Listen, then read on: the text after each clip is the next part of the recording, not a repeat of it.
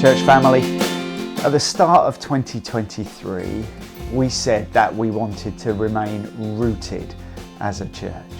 It comes from the words of Isaiah 37:31 that says this: "The surviving remnant of the house of Judah shall again take root downward and bear fruit upward."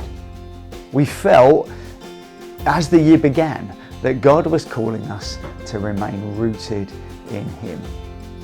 Little did we know that even just less than 2 or 3 months later, on top of many things that are happening in church life, that we'd face a real bump in the road for the building development project as the costs significantly increased from where they'd been previously. At that time, we felt God saying, you know what I said about rooted? I didn't want you just to say it, I want you to actually do it. You might remember, as that happened, we had a week of prayer, preparing ourselves for 6 months of seeking God in all sorts of different ways about that building development project. In December, we come back to the church at a special church family meeting on the 10th of December, and we're going to make a decision as to whether or not we're going to commit ourselves to that building project. That's what we feel God wants us to do, but we need to come back as a church family and make that decision together. But we want to soak that in prayer. This is all part of seeking Him. So this is the first of 2 more weeks of prayer, starting today, Sunday the 15th of October, and going through to Sunday the 22nd of October.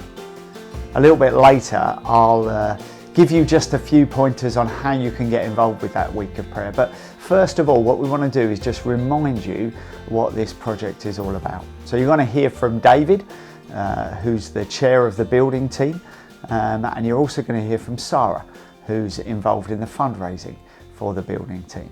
They're going to give you a little update on where things are at. Hi church, we just wanted to come to you again and give you an update on the building and just reiterate what we communicated to you, or started to communicate to you in the family church members meeting.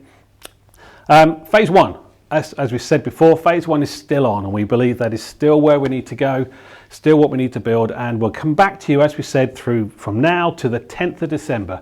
Bear in mind, just remember 10th of December is the decision point for us as the church to say, do we want to go forwards or do we not? And we'll continue to provide that information to you as we get to that date. So mark that in your diaries, note the 10th of December, that is our decision point. But phase 1, we still believe God is with us. We communicated to you before in the members meeting about the £260,000 gift from Benefact.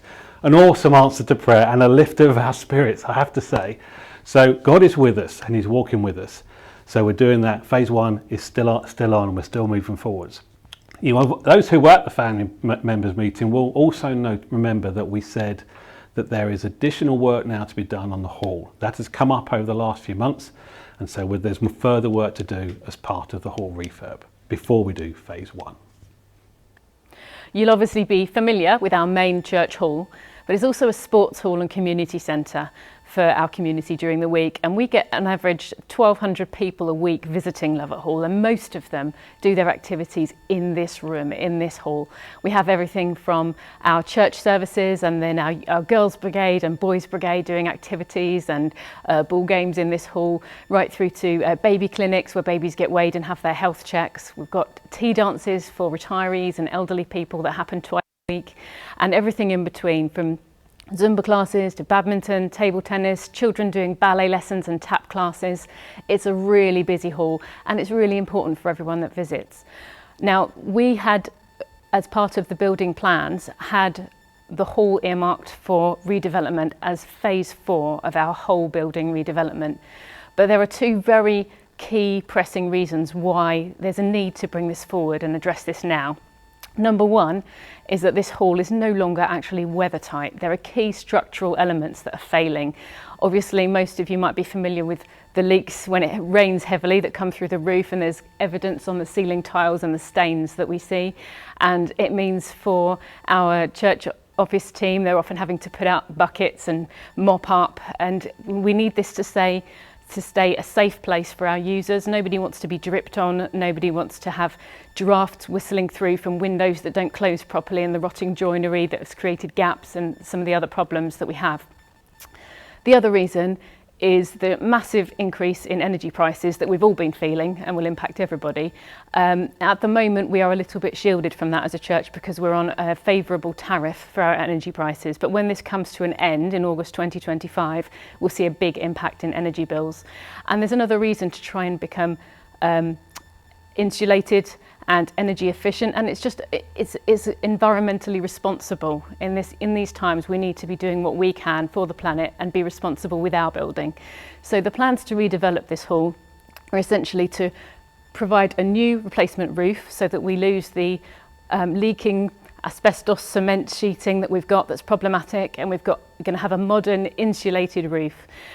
To have replacement windows, the whole bank of windows down the side with our fire exit doors and the high ventilation windows on the other side to make sure they are of a modern spec, they are thermally insulating and they do what they need to do. And the other element is to have solar panels installed on the roof. We've got a large roof space that's going to be fantastic for being able to make use of renewable energy options. And we're going to put an array of solar panels on the top with a battery storage so that we can use that energy at other times. Now, all of this is really important and it's urgent. So that's why the building development team have been looking at bringing this element forward and doing it now rather than later. So where does that take us? Church will be coming to you with a decision on the 10th of December for the whole refurb and phase 1 build. We're doing the whole thing as one.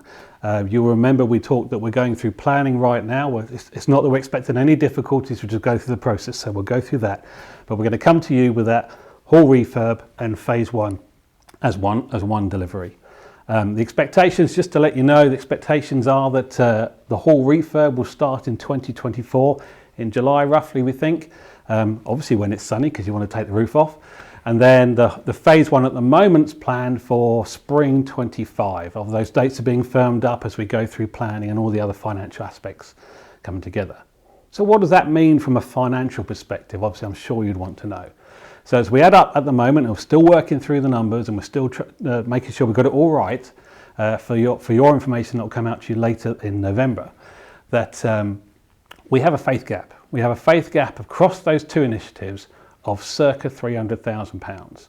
So this is on top of all the other campaigns we've already planned into that planning to get phase 1 build, and obviously the trust fund stuff for the hall as well. But on all of that put together, we have a circa £300,000 faith gap that we need God to prompt us or to provide for us. So we'll leave that with you. So there you have it, church family. We've given you an update on where the project is currently at, where we're aiming for Sunday the 10th of December and that decision. There's information that has been sent out via email today or is available in Sunday morning's service if you need or want a hard copy.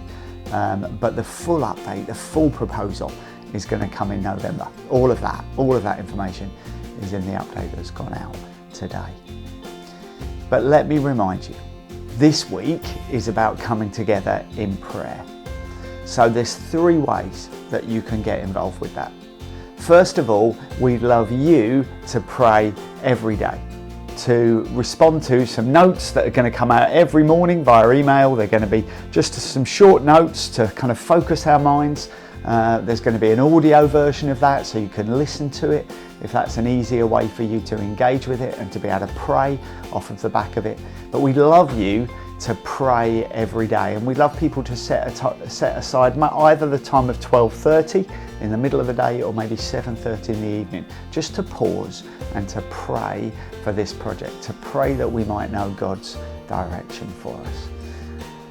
The other way you can get involved is actually to come together. So from Monday to Friday this week, we're going to be getting together in the chapel, 12:30. I know it's the middle of the day, but hopefully many of you or some of you will be able to join us there and come and pray in person. It'll only be half an hour and we'll focus ourselves on whatever the focus is that's come out in the email for that day.